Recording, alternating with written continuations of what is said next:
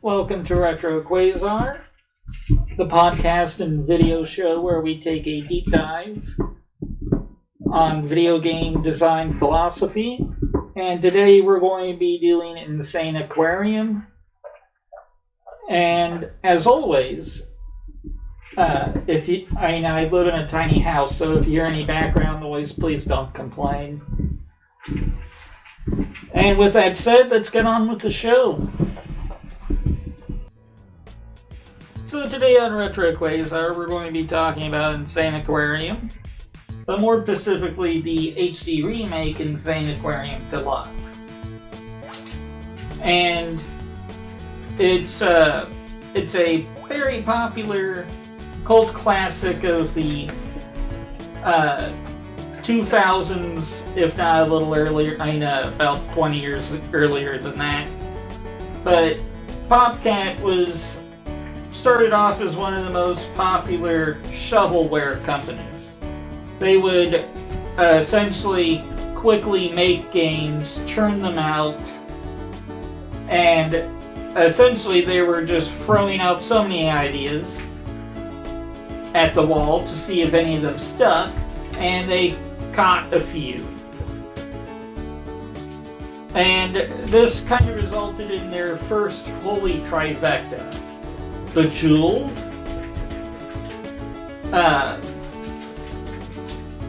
Pagel, and Insane Aquarium.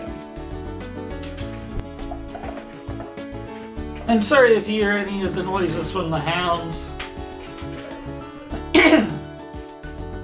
But some may argue that Zuma is also part of the original Holy Trifecta. But today we're talking about Insane Aquarium.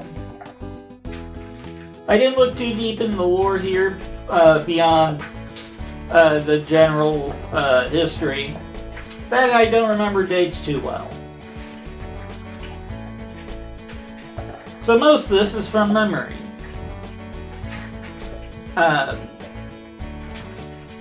But back to it. So the main goal of Insane Aquarium Deluxe is the Adventure Mode campaign, which it's essentially a glorified tutorial to introduce you to probably one of the most interestingly simple and novel video game ideas ever conceived.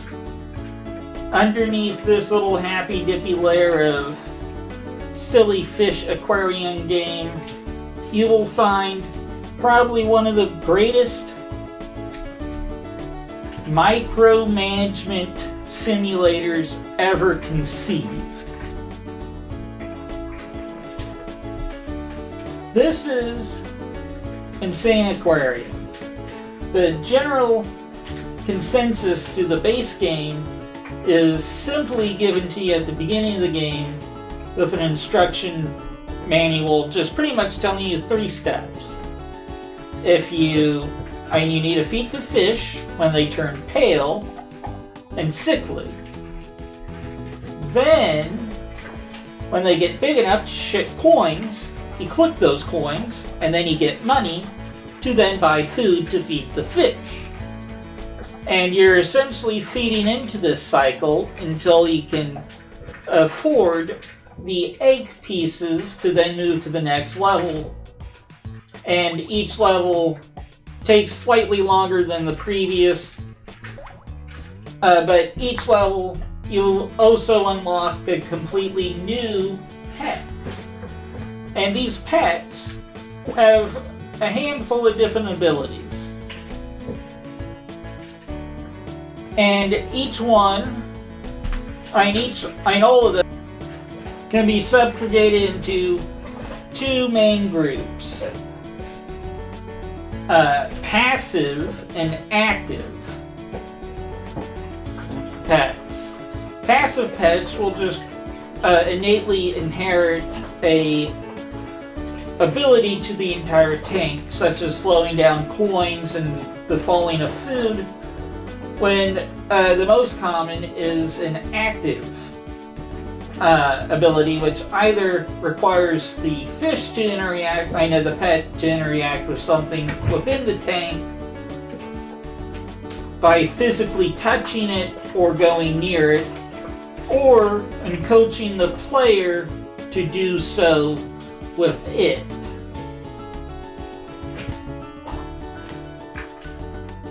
So it physically needs to either be invoked or activated on its own or by the player. So not only, just the layers that this game has. So the basic game, before we get into the whole entire level of what pets can add, you're feeding the fish. You feed the fish, they craft coins. You pick up the coins, you use that to buy more fish, or upgrades, and the egg.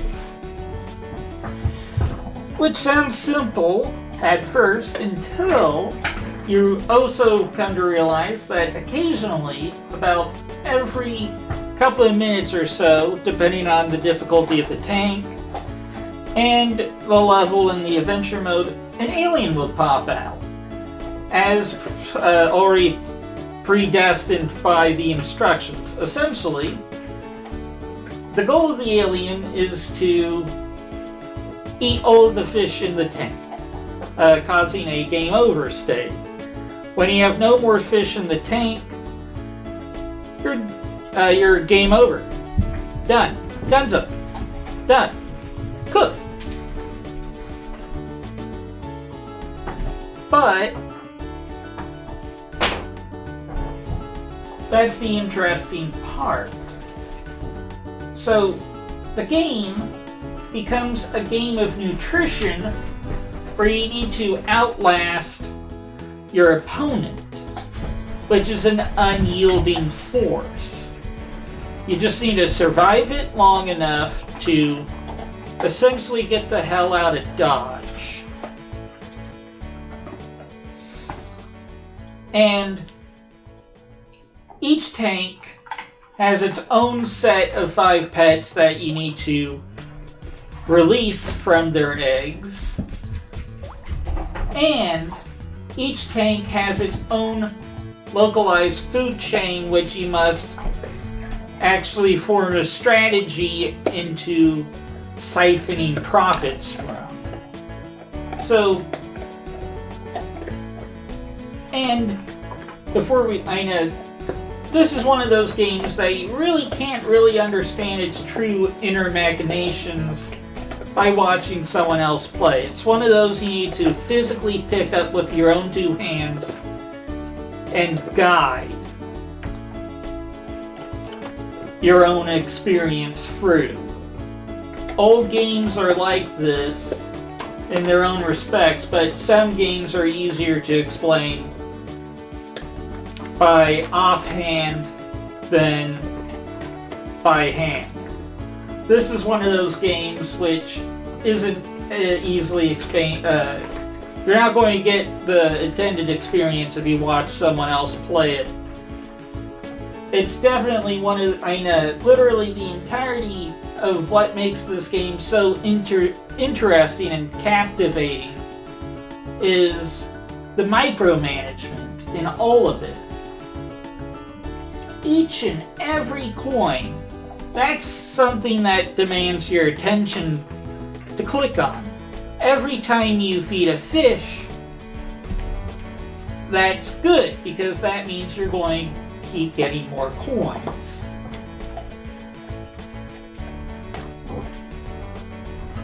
And the goal of the game in the adventure mode, in all the modes, is to collect as many coins as you can to then use to gain resources to either ward off the current threat or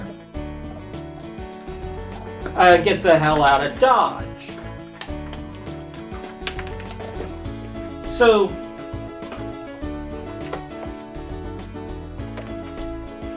and it just gets more chaotic the more fish and the more varieties of fish you have to handle in your tank. So let's get into all of the varieties of fish across the tanks. First off, we have the Guppy, which is your middle road fish, which you'll see throughout the majority of all of the tanks but one. Well, no, half. I think it would be half. It's purchasable in all of the tanks but one, but it still makes an appearance in the food chain in the one you can't buy. So first off, the first tank, we get the Guppy, which is typically your run-of-the-mill feeding fish as seen by the game, but you can keep them around and feed them, and they start crapping coins. The first coin they start crapping is a silver coin, which will only appear in, will only be dropped by middle-aged fish.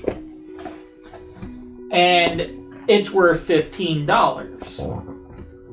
And $15 is worth 3 pieces of fish food, which is $5. And you just need to feed them 1 piece of fish food every couple of minutes. Every minute or so. And they roughly produce about 2, maybe 3 coins between feedings. And then their adult form, which is the third stage of their life, will grant golden coins, which are worth $50. And the rare secret version of the Guppy, known as the Guppy Royale, which will appear blue, and it will non-stop crap diamonds. And it will play a little ditty when it happens, when you get one. These will only appear if you played the game for about 15 minutes with the same guppies being alive. A guppy has to live for 15 minutes in order to be this. And diamonds are worth about 100 coins. Now we have the carnivore, which is purchasable. The guppy is purchasable for $100. The carnivore is $1. And that's pretty much it for the fish diversity of the first tank. But let's get into the pets off of memory get from the first tank. We have Ziggy, the snail. We have Naku, the oyster. We have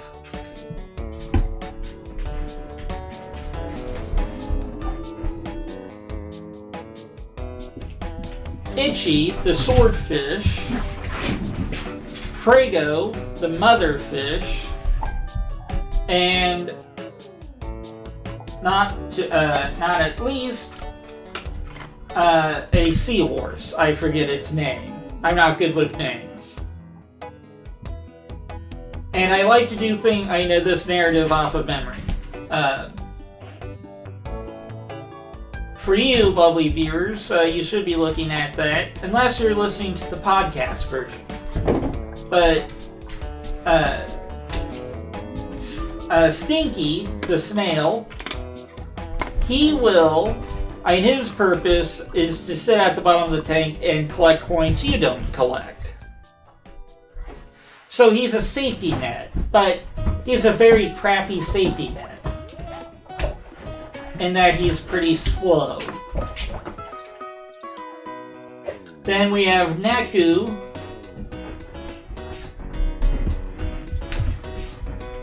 Stinky is also what I would call an active pet because it needs to interact with something in order for him to do something.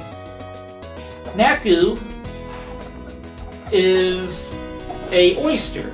which will occasionally produce a pearl worth $200. And which is a pretty good sum of money. And I think it changes slightly depending on the tank she's in too. But I don't use her that often. Mostly because she's usually buried underneath a lot of fish. But she is what I would call an active pet because she literally encourages the player to interact with her in some way. In this case, taking the pearl. Itchy is one of the rare passive. He's what I would call a passive pet. He will do what he does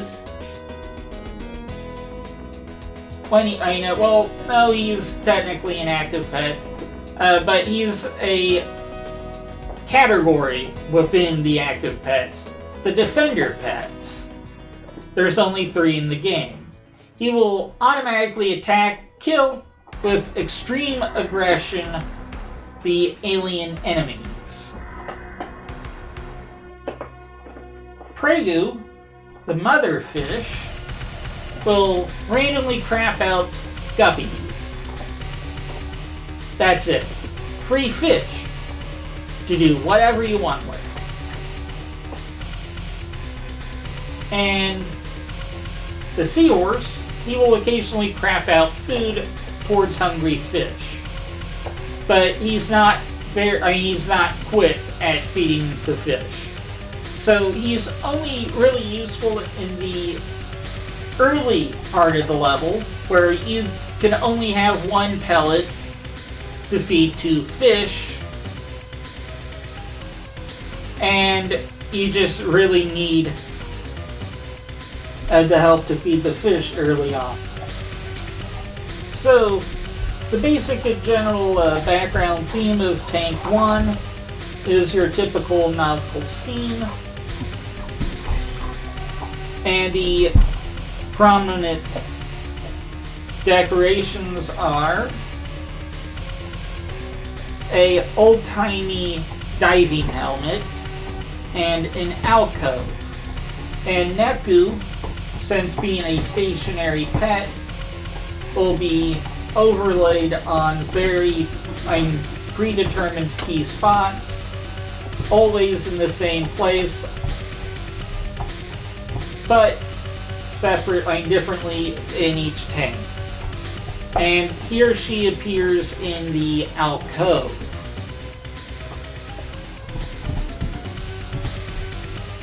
So the 2 commonly found aliens in this level is the silver steer.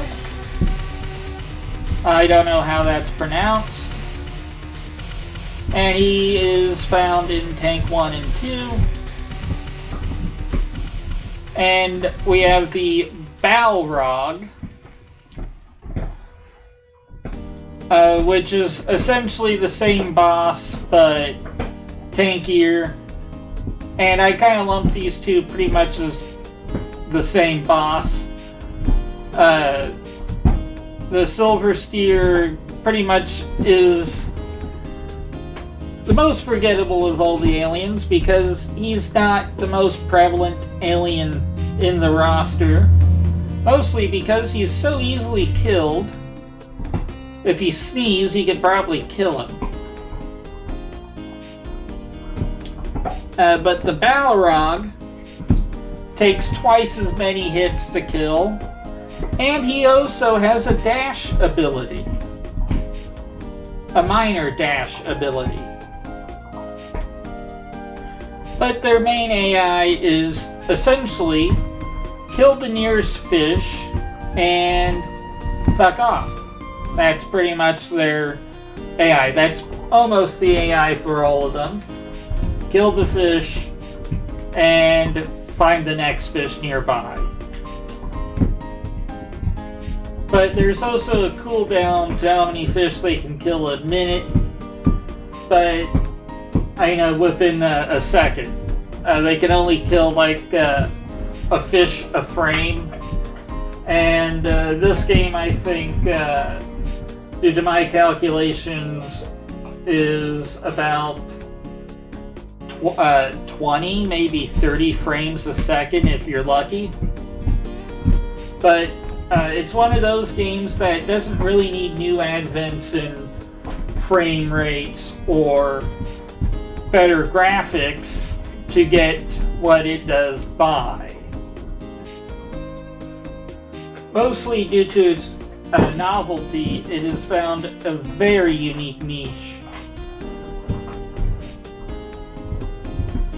So that brings us pretty much to Tank 2. Tank 2 is essentially the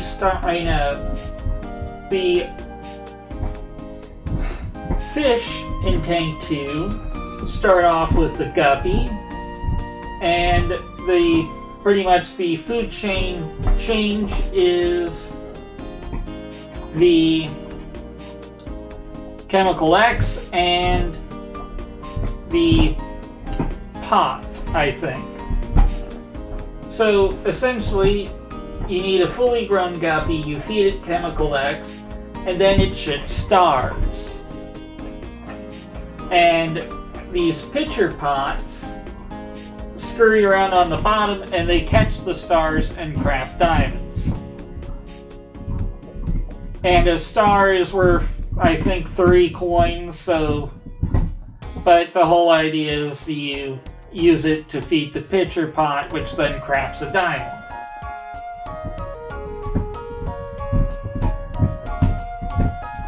So that's pretty much it for those.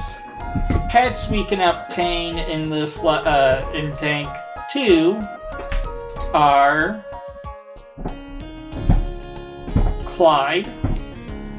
He drifts slowly through the tank, and he pretty much does the same thing Stinky does, but floaty. He can go anywhere in the tank. Then we have Vert, the grandfather Guppy, and he is pretty much an undead, fully grown Guppy. He just crafts coins. Clyde and Vert are what I would call the active variety of pet. Then we have Rufus, which is another defense pet in the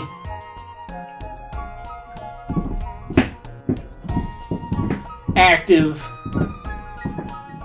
variety of pets. And he essentially is subjugated to the bottom of the tank, but he does massive damage to enemies at the bottom of the tank.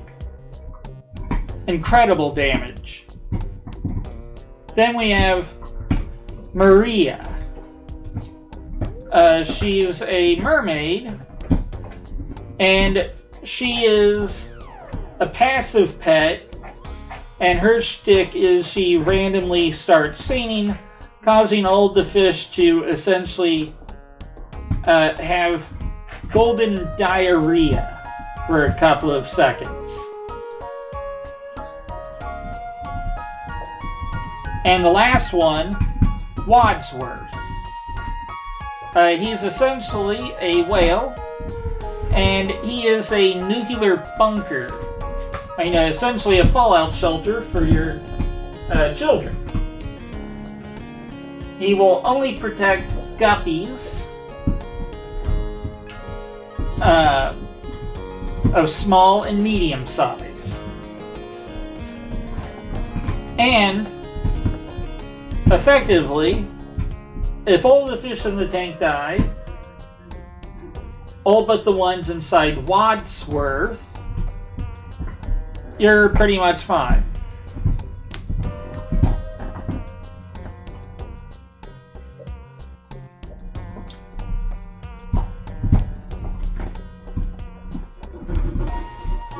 And that brings us to the general theme and aesthetic of this tank. Now, it's pretty much I would like to say a pink Rome theme. And the predominant decorations is, if memory serves correct, a marble pillar and a distant photo of a Greek building of ancient descent.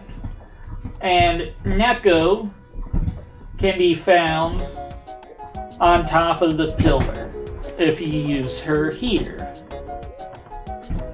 And that brings us to the aliens found in this tank. Pretty much you find all the previous aliens we've talked about thus far. And the new ones, Gus,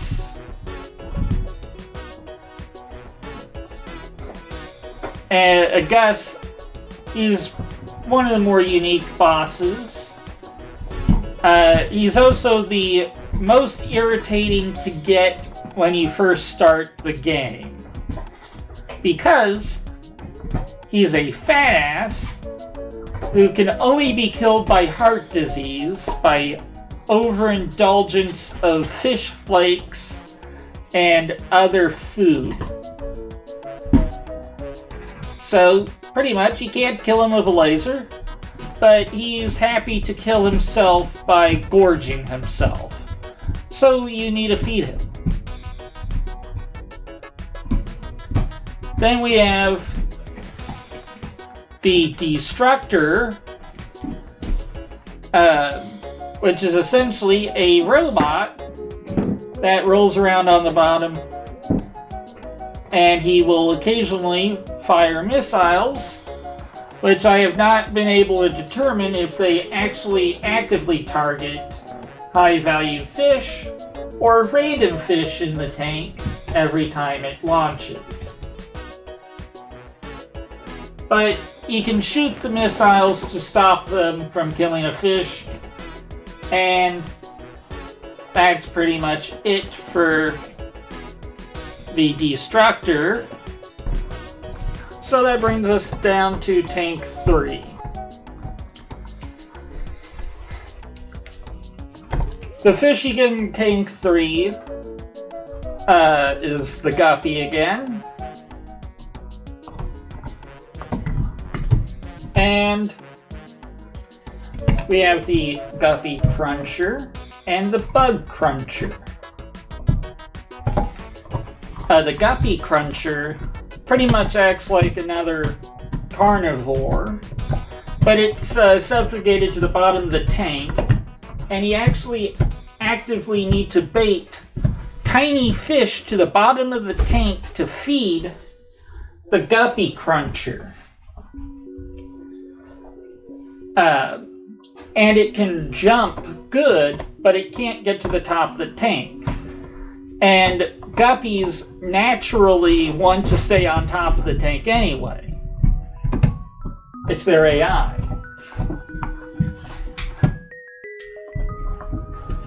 So, you need to bait hungry guppies into the range of the Guppy Cruncher. And the Guppy Cruncher produces a gilded beetle, which is either collectible, or you can let the Bug Cruncher eat it. And the Bug Cruncher is pretty much another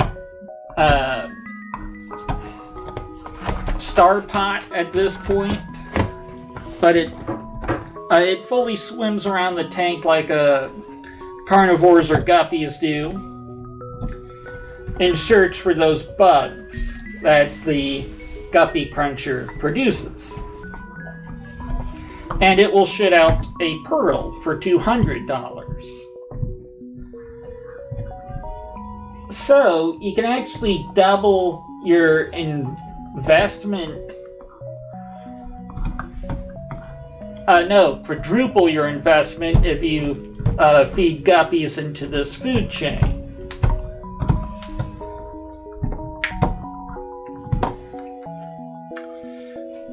And this is where my biggest problem with all the non-guppy fish in the entire game really becomes prominent. And that is, there's no pet that grants an ability in any way to protect fish besides guppies.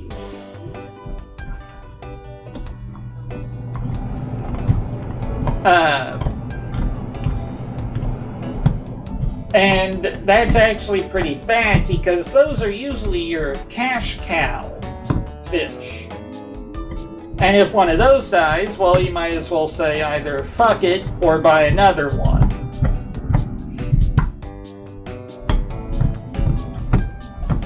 Because they're really expensive to get. They're really expensive to, well, keep going. It's literally a whole hell slew of micromanagement that needs to be done in order for you to have those fish. And that's really where this game lies. It's the micromanagement. Each tank has a higher degree of micromanagement and strategies for those micromanagements. And if you ask me, Tank 3 is actually the most micromanagement heavy tank of the game. And that brings us to the bosses you'll find in this tank. Pretty much all the previous bosses again. But the new bosses in this tank is the Illusory, which is essentially Miner 49er from Scooby-Doo, but he shoots 2 balls of heat-seeking energy balls, which you need to shoot, but similar to the Destructor, but his can ricochet, causing massive AoE damage. So if you're not too careful and you have a pet in the tank, which is commonly referred to as the Judas pet, because the majority of the time he fucks you. And I'll get, he actually appears in this tank, so we're going to talk about him after the Psycho Squid. My least favorite boss in the entire game. It pretty much is the tankiest of all the bosses, the hardest to kill, and the most frustrating. It actually has a dash ability, and his area to kill fish is also the biggest of all of the other aliens that swim around the tank. Previously, any fish just touching the mouth or claws would be considered eatable. Now, it's pretty much any fish on the lower half of the boss, because it's using weapons. But the Psycho Squid doesn't end there. He has a dash ability, and he's the hardest to control boss in the game. I haven't mentioned this before, but bosses can actually be directed by shooting them. If you shoot them on their right side, they're more likely to go the opposite way because they don't like that. And if you consecutively hit them in the head, it forces them down. Hit them in the tail, it forces them up. So this guy has a huge amount of fight against that. Oh, and don't let me forget to mention, he has an immunity phase, where he doesn't become a threat, and he also uses this ability to juke around the Gumbo, which we're going to talk about after the Psycho Squid. But not only is he immortal during this phase, is not considered a threat by any of your pets in the tank, but if you shoot him or fire your blaster at any point when he's blue, he will heal health.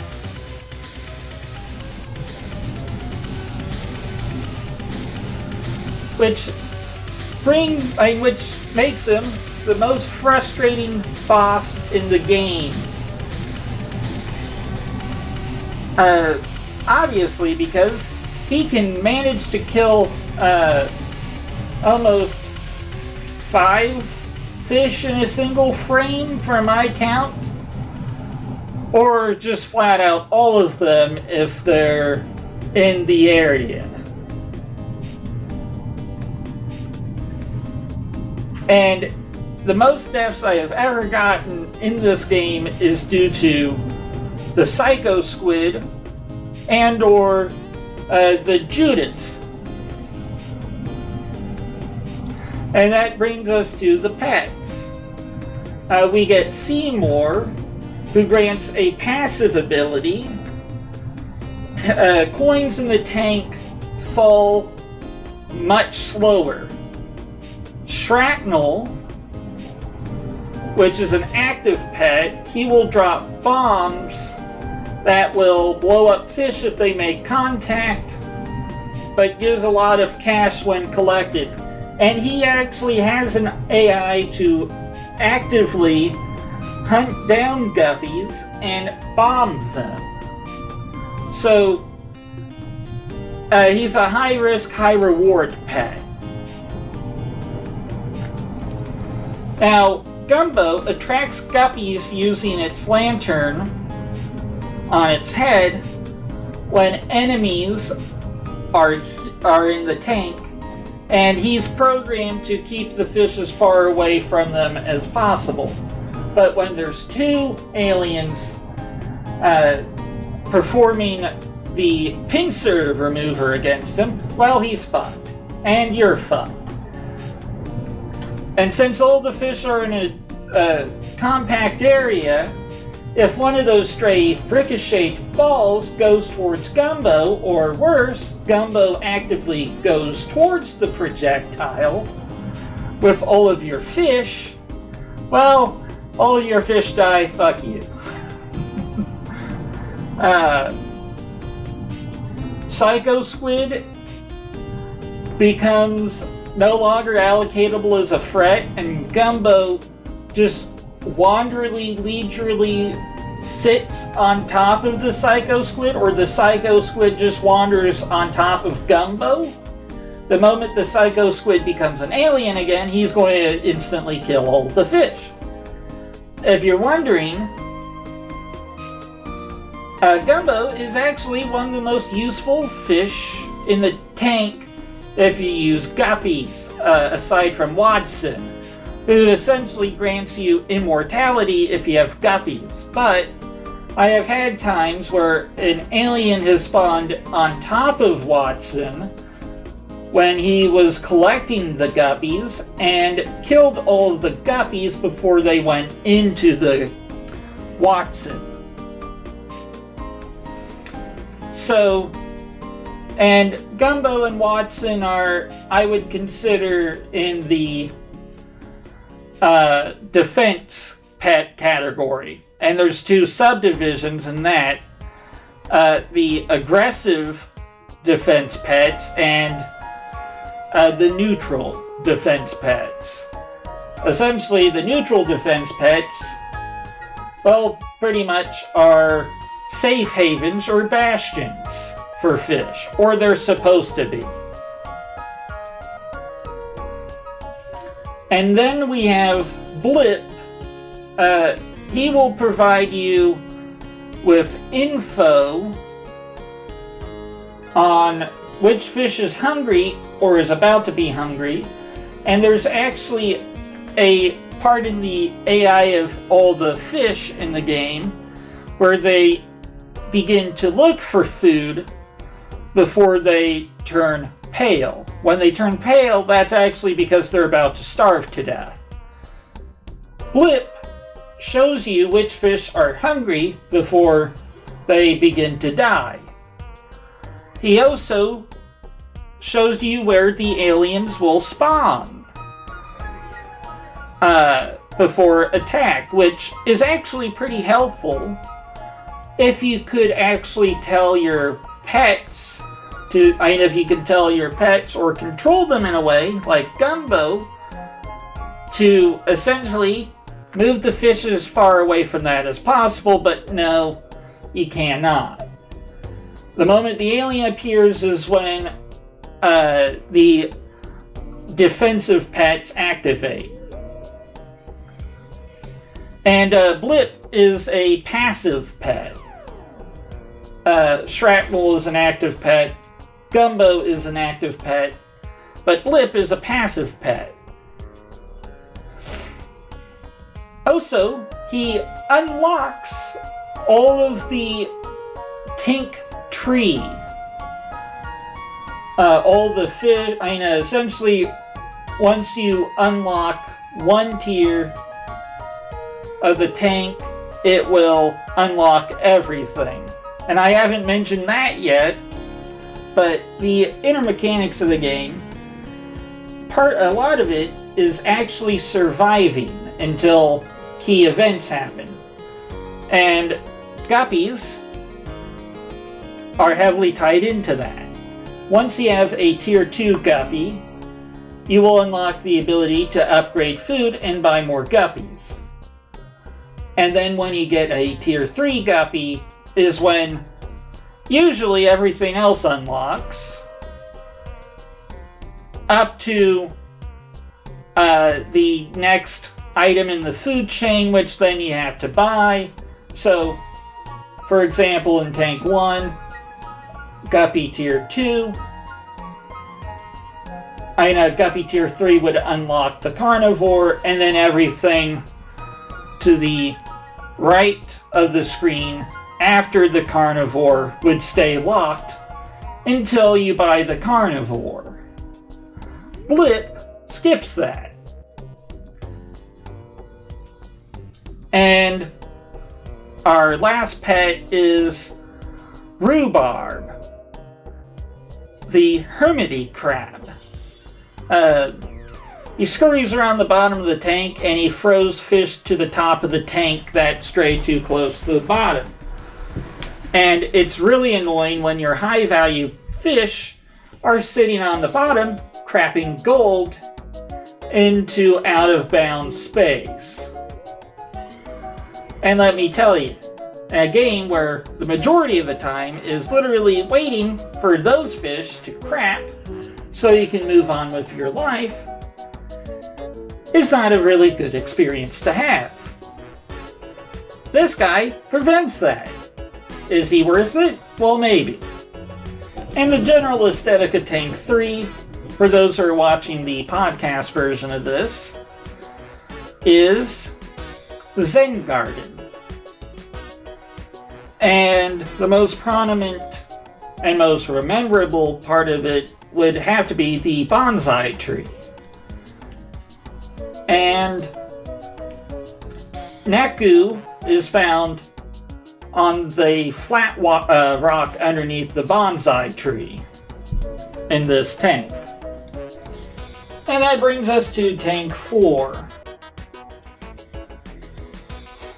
And the food chain in Tank 4 is pretty much Tank 1 again, but they removed the ability to buy guppies, and this is the only time we do not see the guppies in the list in the entire game. And this this fish is known as the breeder, which is viable it has 3 stages similar to the Guppy, but instead of producing money, it craps out baby fish, known as guppies. So, we don't have the ability to buy guppies, but we have the ability to buy guppy farms. And this is the general theme of the level. And we also see the carnivore again. So, and he's pretty much the same as before. Same thing with the guppies.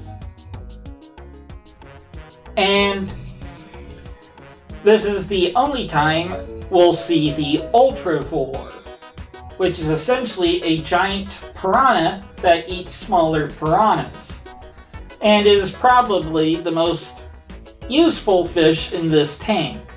But he takes up about, I would like to say, almost a quarter of the tank,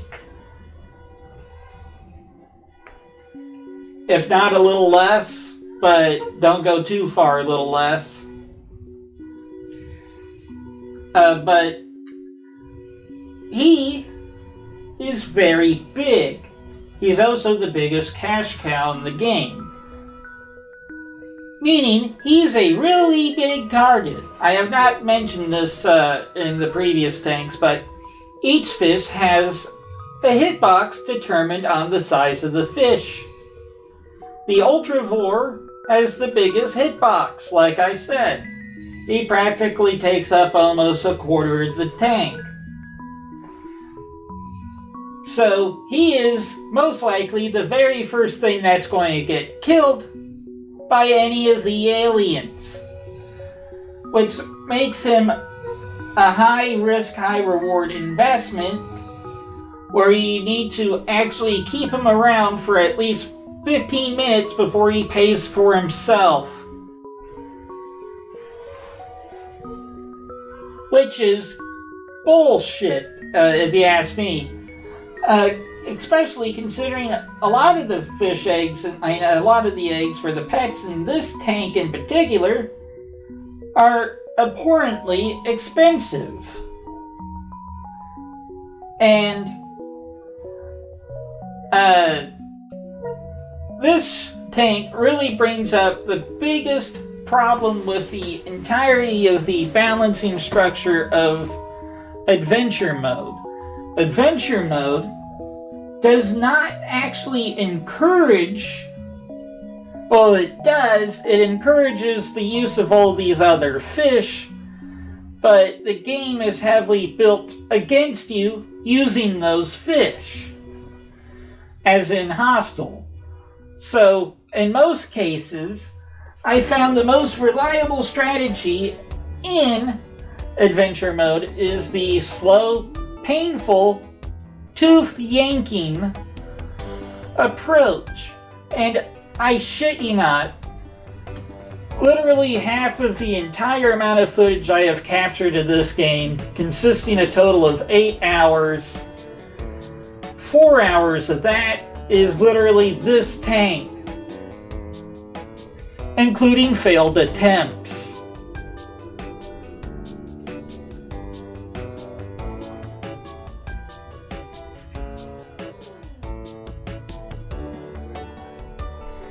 And so, this tank is the most difficult for obvious reasons. And it takes a long time, and literally, like I pretty much said, half the entire game is actually this tank in Adventure Mode.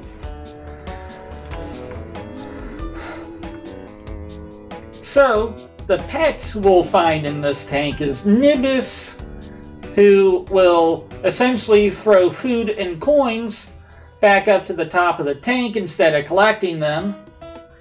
But the whole point of Nimbus is to save food, considering you're going to eat a lot of food, and he pretty much increases the returns on food by artificially recycling food that didn't get used.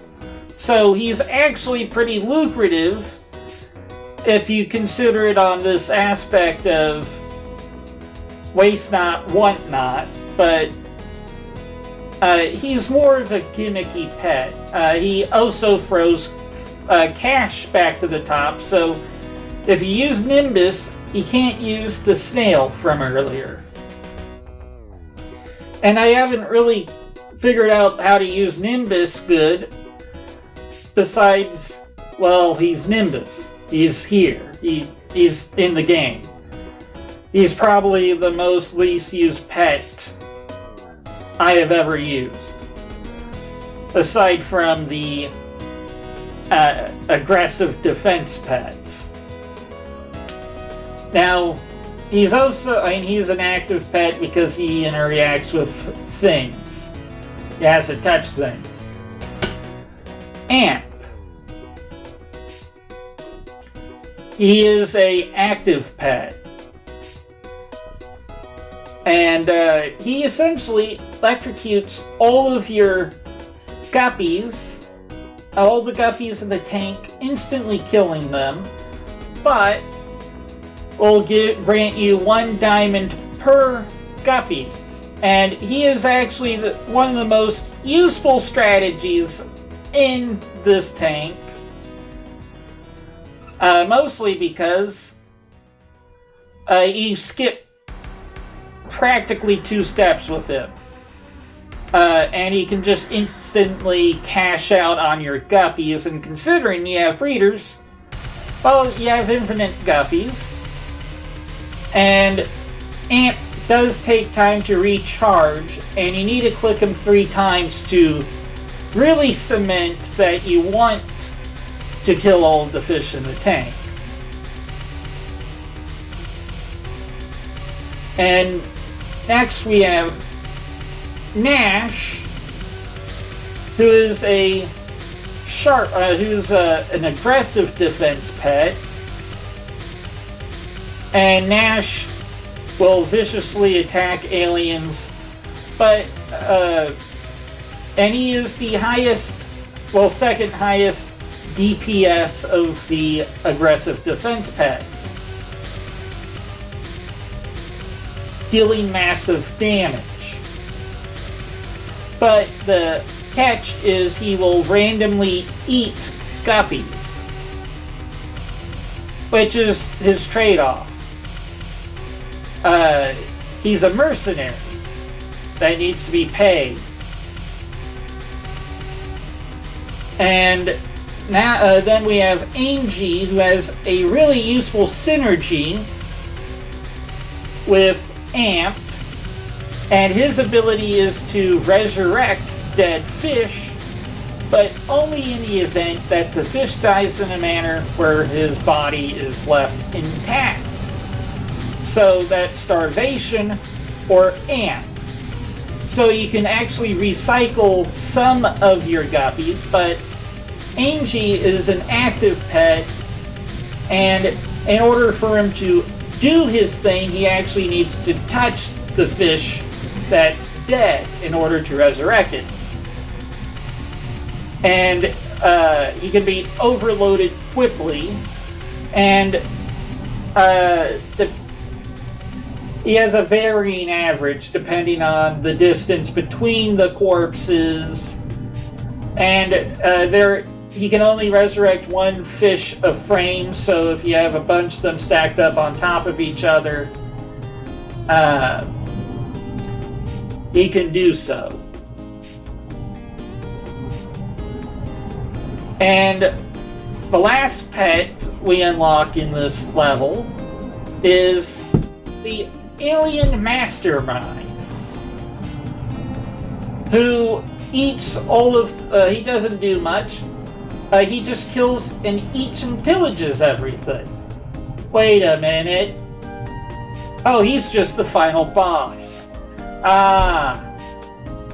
Oh yes, this boss fight is probably one of the most frustrating parts of this entire game, besides survival mode.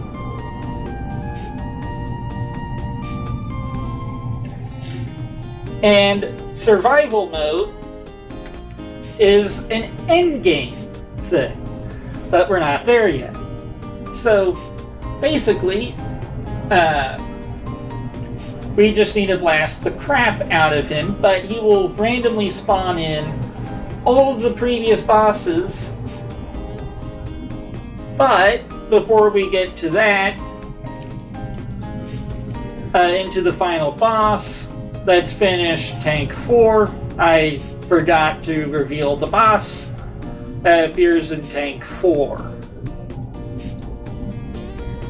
We only get one new boss in Tank 4, and that is Val Trax. He's a two-headed skeletal alien. And he technically counts as two bosses because he's a Siamese twin. He has two heads.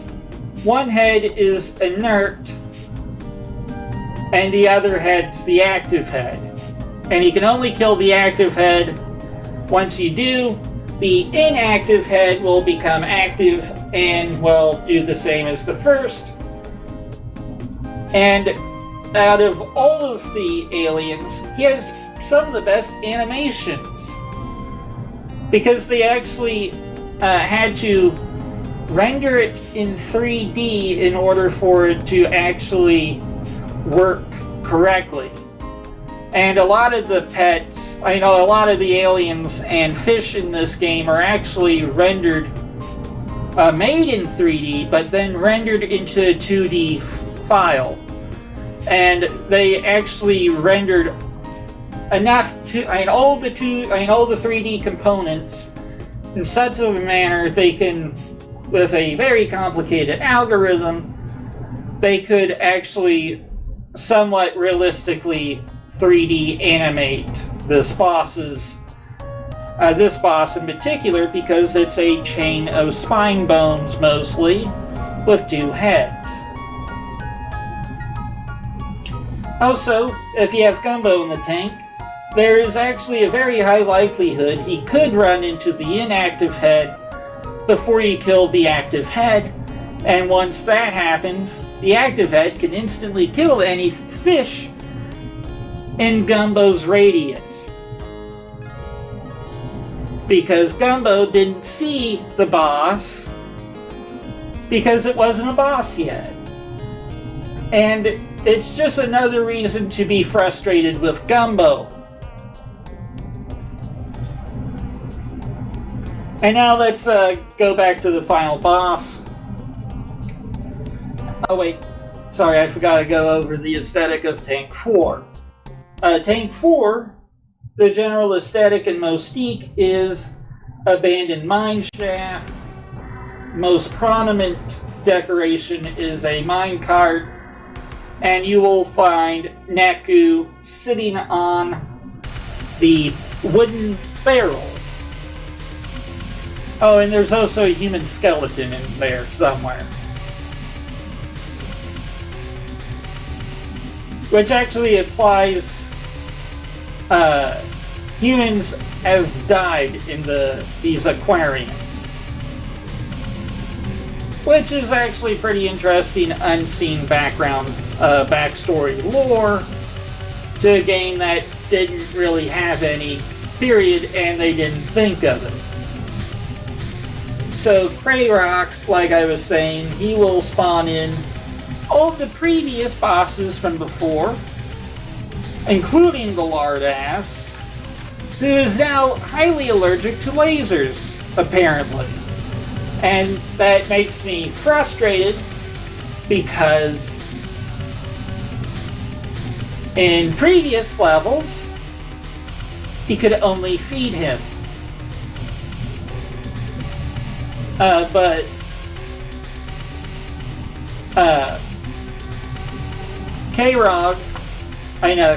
Kyrox will pretty much spawn all the other bosses. And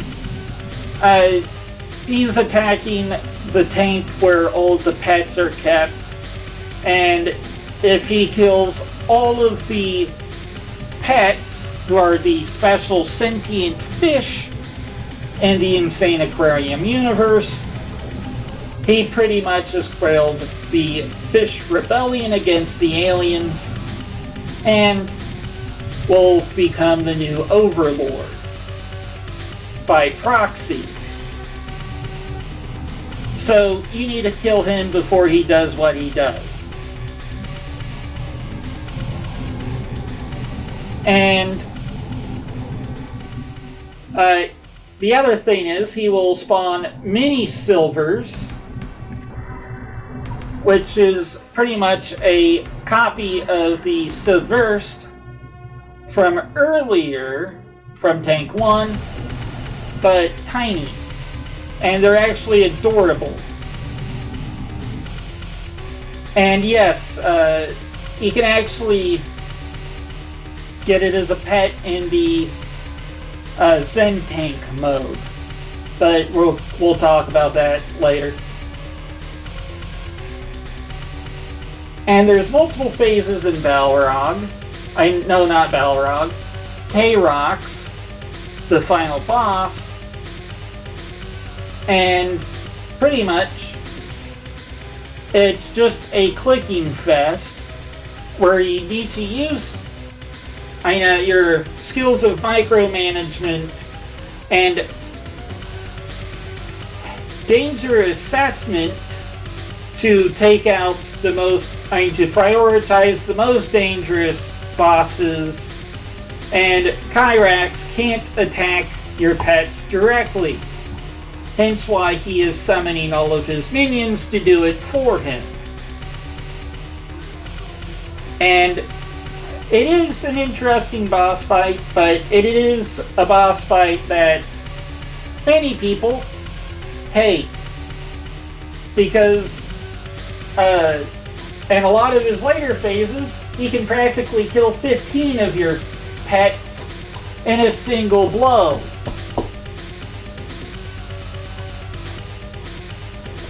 And once he's defeated,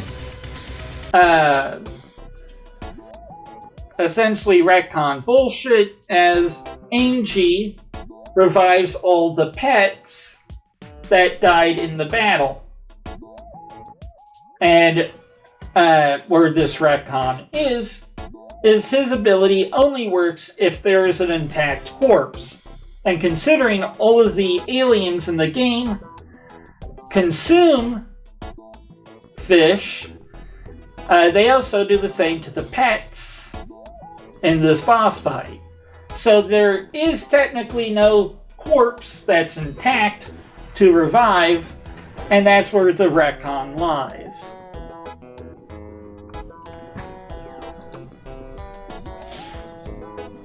And upon defeating him, we get the most useful pet in the game, Misto.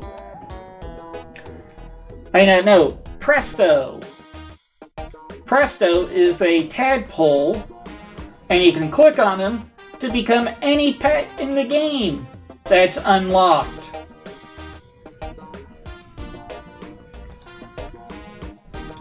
And with that, at the end of the credits, we see the end goal of the end game. And that is to raise enough funds to buy the secret pets. There are 4 in total, and you can use them, and they're overpowered pets. And there's only 4 in the game, at least in deluxe version. And to raise these funds, we got 2 new modes. But first, we're going to be talking about the Zen Mode.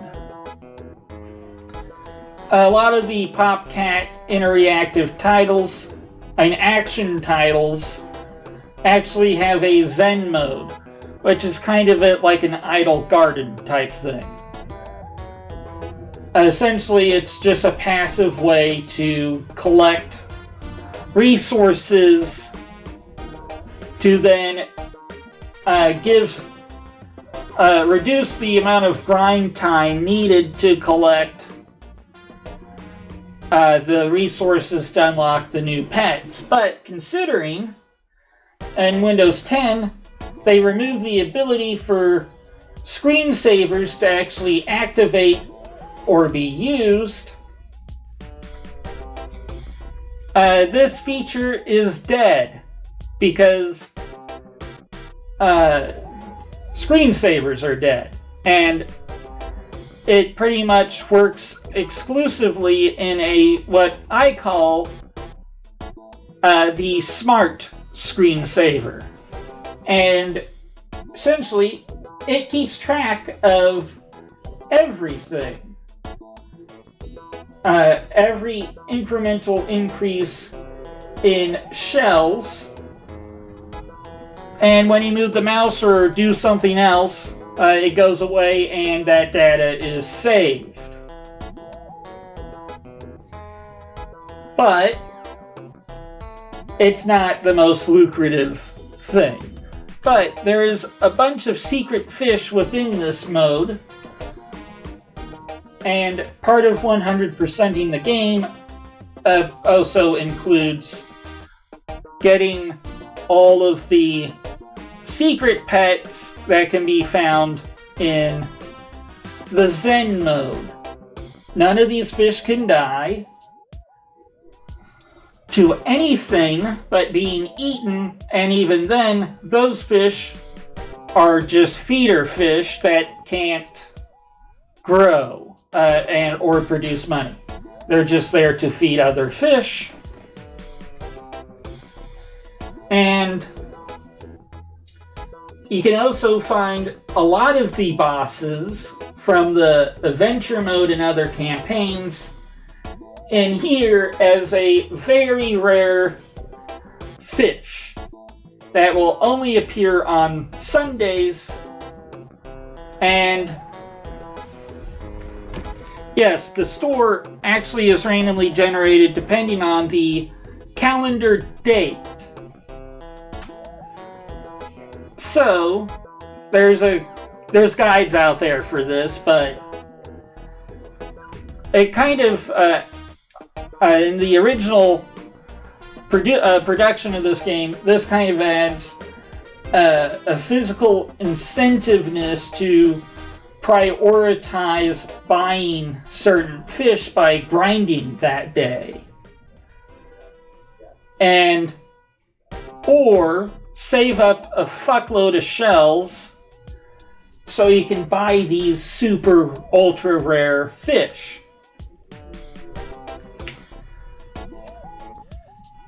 And you won't get a lot of shells from the Zen tank for obvious reasons. It's just there to slowly, passively produce shells.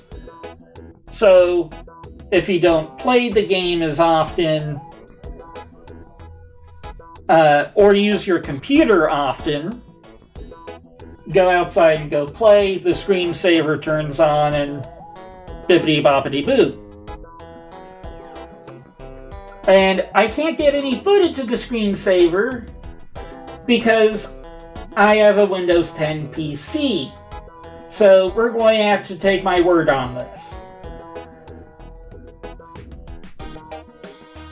Because it's impossible to actually collect this footage on a Windows 10 PC, I would need to get a Windows Vista PC in order to enable the screensaver functionality.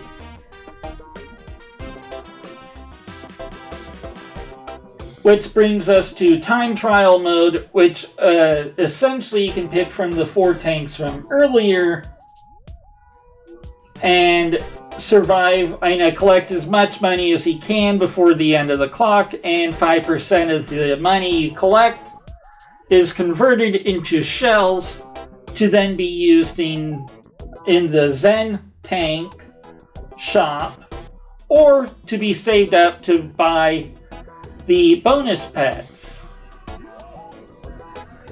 But the most lucrative of all of them is the survival mode. And it's essentially an endgame campaign which combines roguelike survival elements to the rule set of Adventure Mode.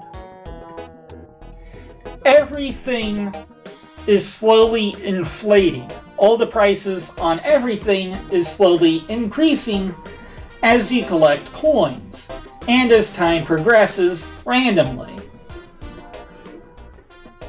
So, it incentivizes you to try and collect more money than what's being inflated. And the main goal is to survive all of the hordes in the tank, each becoming increasingly harder. Also, the Watson immunity exploit is removed during survival mode. So it looks like we're going to have to be subjected to Gumbo. But even then, he is useless considering occasionally they just spawn shitloads of bosses. And you can also buy more pets than the max 3.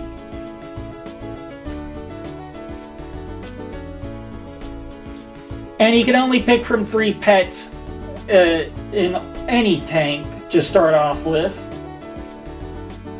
which I forgot to mention. And that's pretty much it for all the modes. And I'm going to go ahead and list off the bonus pets, which I may never get, but a lovely YouTuber by the name of Captain Sauce has already video cataloged the process of unlocking the bonus pets, so I don't need to. Go watch his video on it. But the bonus pets is Brickley the elephant is the first one, and he will eat fish food and randomly crap out currencies. He will actually eat anything and produce the item that will be produced from that. So he's the quickest money producing pet in the game. Then we have Nostradrumanus, which is essentially a giant nose. And he will randomly drop boogers, which could be collected for $1, which is useless until you realize fish can eat it, and then instantly become hungry again after they have diarrhea coins. So he makes fish shit coins quicker, from my understanding. I never played with it. Like I said, I'm just reading half of this off the fan wiki.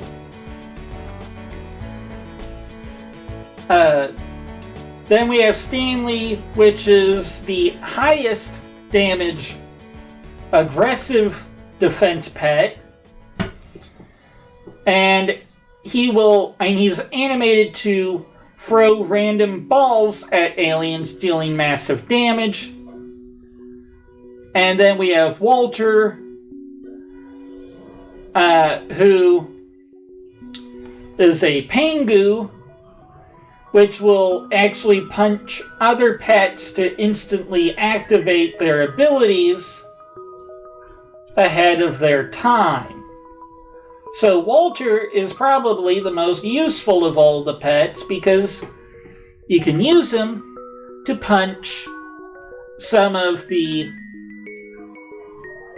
active pets to instantly activate them.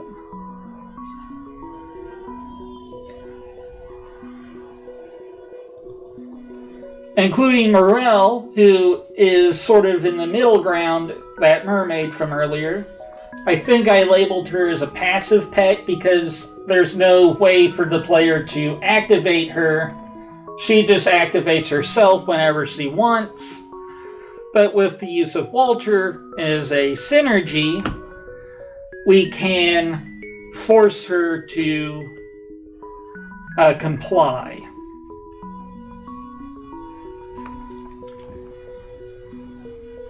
And that's about it for the end game options. And now this is the part where we look into the deep nitty-gritty of why this game is so interesting. And that is simply because it's so novel that it's so unique. There's no other game to replicate a gameplay philosophy or style similar to this. There are games that encourage heavy micromanagement to get the best outcomes, but this game is probably the oldest in this matter and regard of genre. Hell, the original was an 8-bit, originally made for, I think, Windows 95.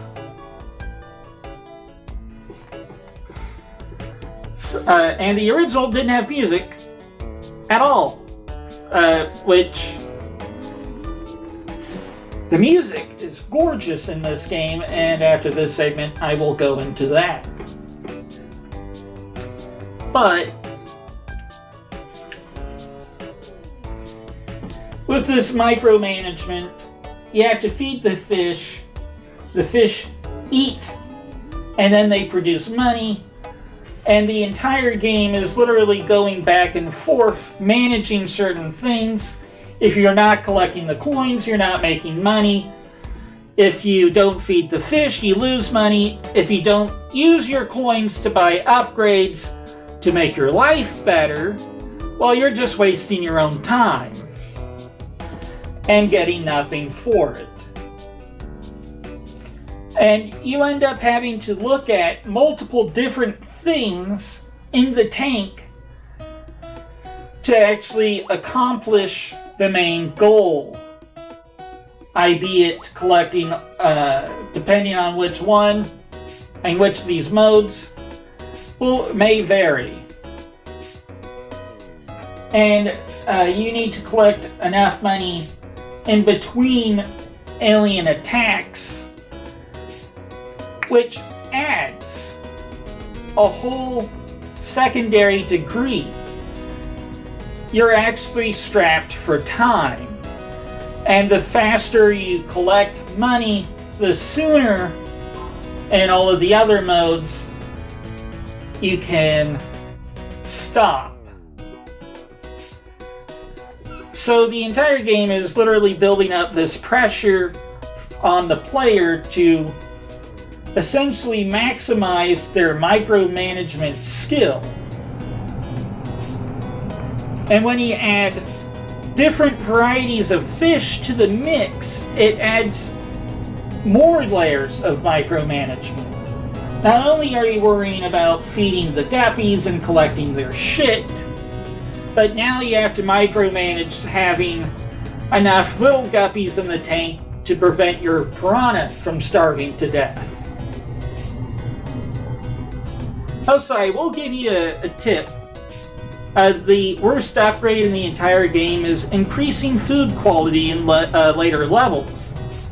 Because increasing the quality of food actually increases the speed that your guppies will grow and propagate. Meaning a smaller time window to being eaten. But if you're going the full guppy strategy, I recommend for all of the modes, or at least up until Tank 4, you should be fine. But if you want, literally, like I was saying, the guppies are probably the easiest and fastest method.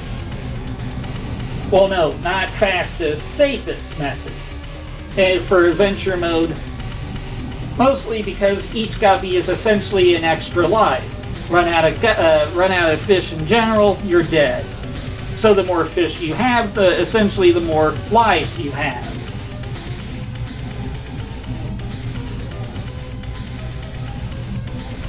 But this game is so simply diverse, and not only is it this really engaging experience when being played, it also encourages replay value in experimenting with different combinations of pets. And each pet has its own ability, and not all the pets have synergies with other pets, but a lot of them do have strategies and synergies to interlock them in key and core design. And the most useful of the pets combinations would have to be Mermaid, Seymour, and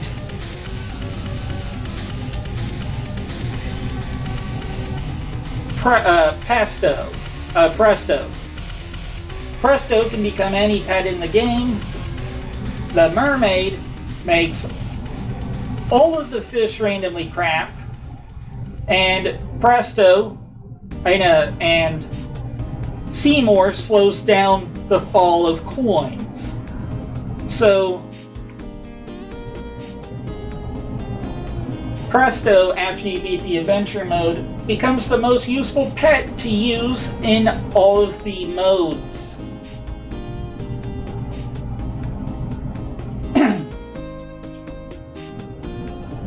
Because he's essentially the Swiss Army knife that can become any pet to fill in a vacant spot at any moment. And the game heavily encourages experimentation in both strategy, pet combinations, and micromanagement in general.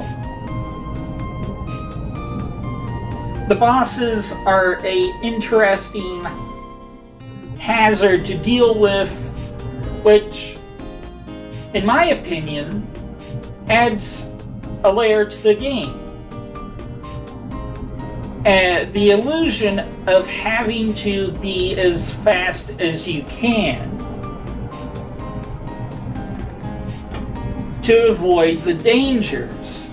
And that's why it's an interesting, engaging game. And it's not the most interesting or engaging to watch. Most games have this problem. Either they're so interesting when played that it's lost when being shown to a secondary demographic, or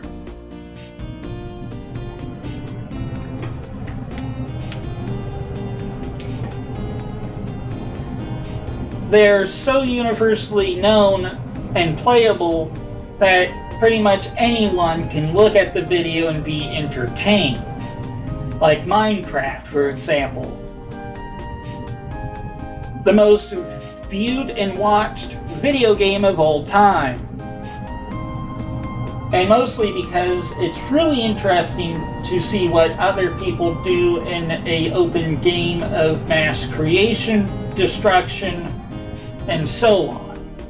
But it's not interesting to watch someone collect all 4 of these special pets in Insane Aquarium Deluxe due to its heavily grindy and repetitive nature. But it's still one of the most interestingly unique experiences I can ever recommend. Hell, let me do a quick price check here. And it's about $5.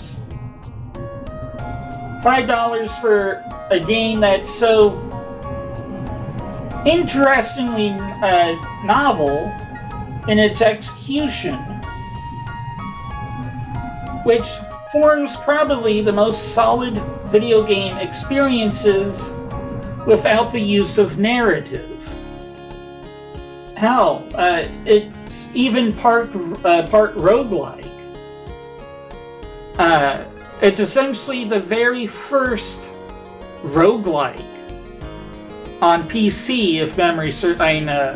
One of the first, at least the most popular, that actually gained mainstream attentions.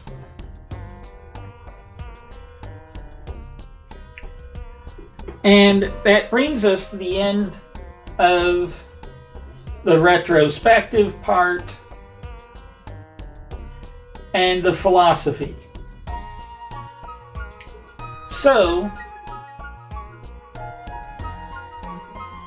this is the part of retroquazar where I throw spin ideas to encourage video game developers to, and or consumers, to look for other games similar to this, but considering it's so unique, we're going to skip to the second part of this discussion where we go over potential game ideas that we can sprout off of this idea. And probably the strongest of which I've come up with is taking the whole meme of putting a fish in a little car that it can drive around your house so it can explore, and putting that contraption in a dungeon or an open world space where you need to collect the resources to sustain a saltwater mobile tank as you find items to help you expand your mobile biosystem and micromanagement of plants, species of fish, and passively collecting certain resources off of those fish and items and passive abilities, and either change or remove the idea of pets and start completely over with those ideas. All the passive pets could be turned into randomly generated items that could be picked up, and all of the active pets can be either findable, buyable, or whatever. Essentially think of them as usable drones. But that's probably the strongest idea I've come up with, using the whole biosystem. And not only do you need to defend your tank from attackers and infestations of invasive species that you didn't want, but encouraging the player to attack other tanks that are moving around in the dungeon and or overworld by sending out platoons of eldritch abominations and or biological sabotage. Would actually make an interesting multiplayer roguelike experience.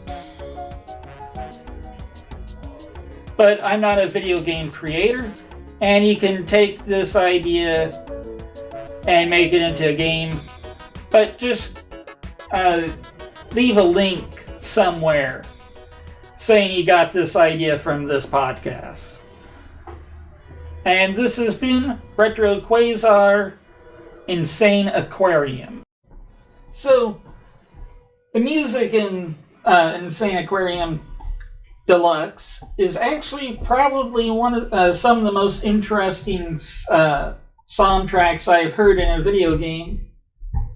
And it's actually a really interesting teaching point of older music and how to make a really good game music track for a video game. So the mood of in the moment of a game is often determined by the musical score or sound score of any game. And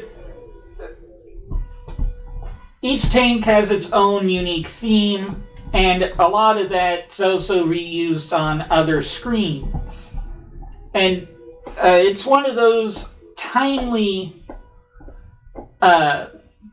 states of music, which is so unique in the fact that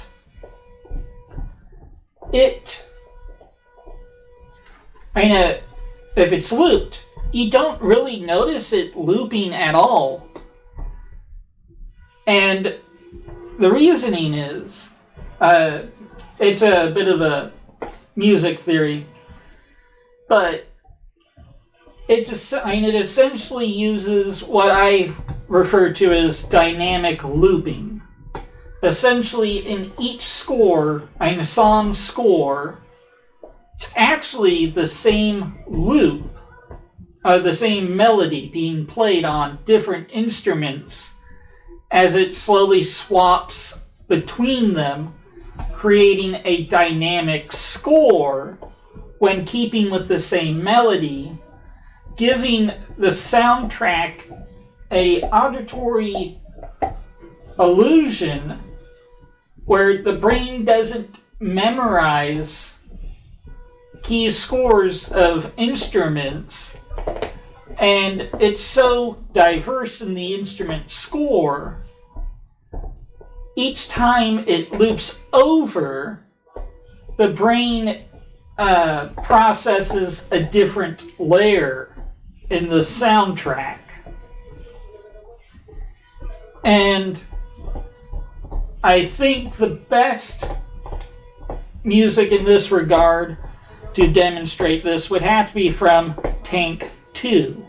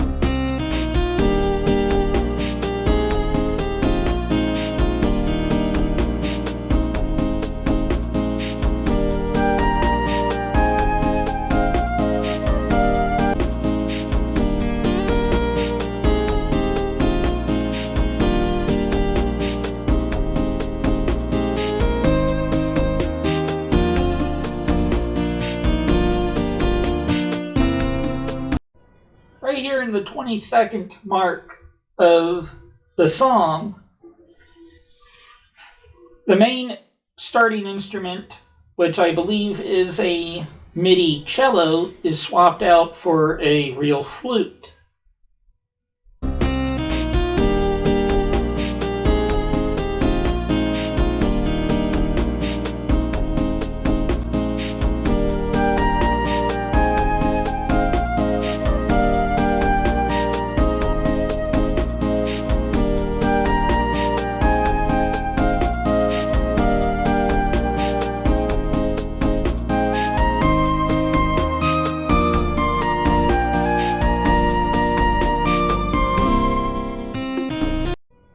It's swapped again for a piano.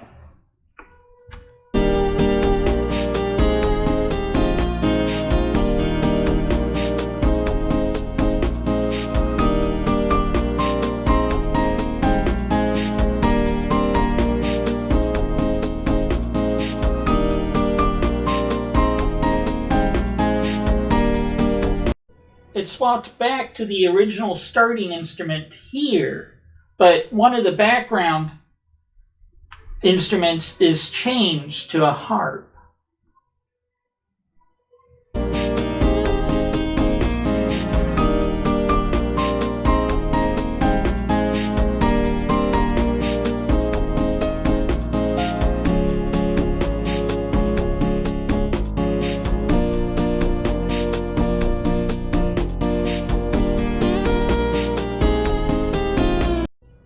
Games that utilize this form of dynamic, intricate music actually can allow better immersion and meditation within the game, as well as setting the mood.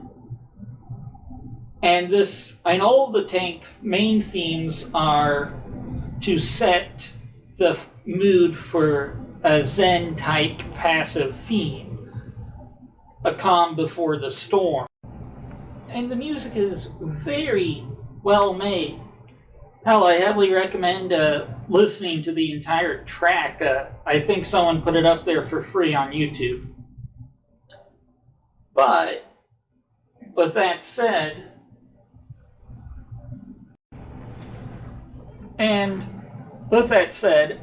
I find that it's a king's ransom, that the vast majority of it is covered up by bass audio with this.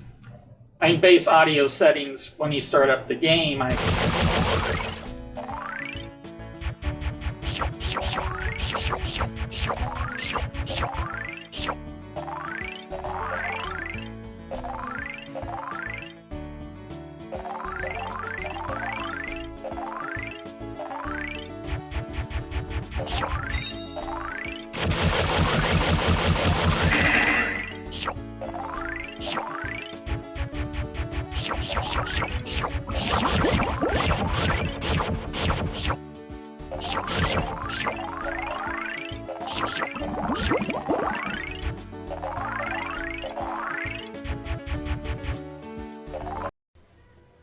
So that brings us to the end of the music section and the real end of the episode of retroquazar. See you guys next time on retroquazar. We're both on YouTube on Ed's Gaming Den, and probably where you find podcasts. That's retroquazar. One we'll see is laters.